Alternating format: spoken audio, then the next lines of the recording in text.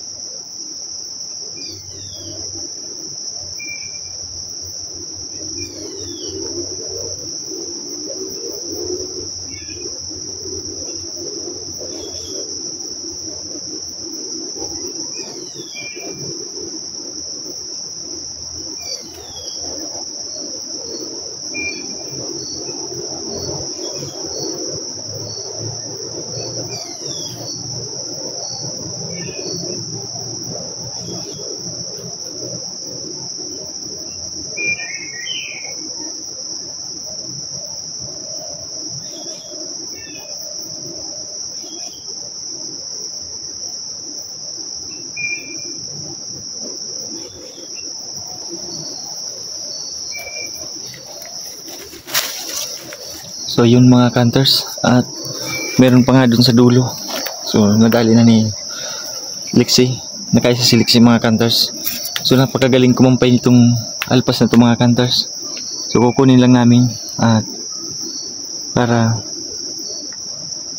may lumapit pa mga hunters, baka meron pang lumapit. Yan, kunin mo yan.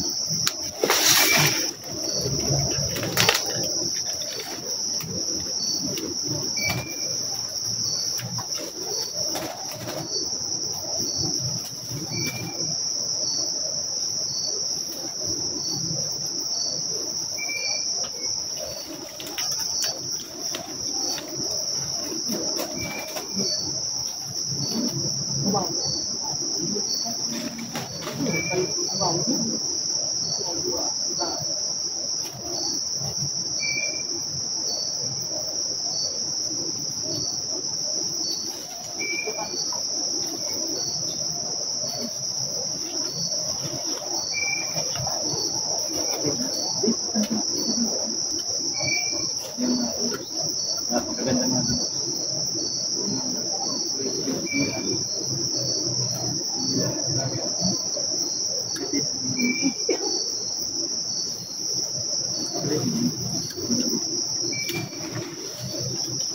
So ayan mga hunters, putol yung kuko niya. Yan. Tapos yung mga kuko niya mga hunters, kulay puti, hindi itim. Yan o.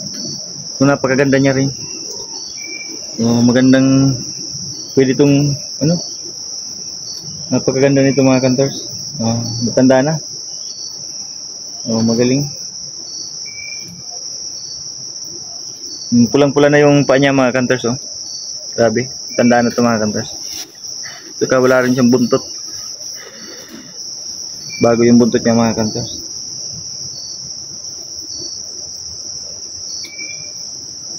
Yan, sa piyon mo ko tayo ito man.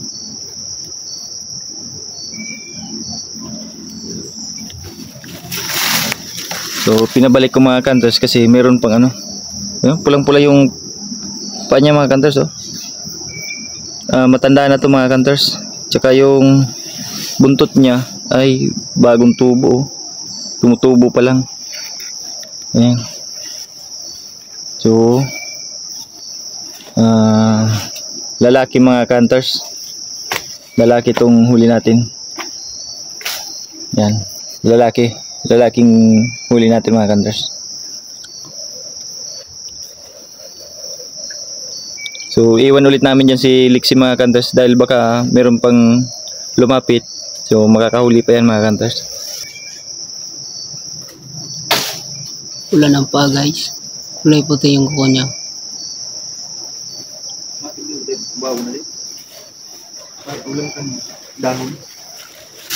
Wala nang lumapit dito mga hunters kaya uwi na po kami.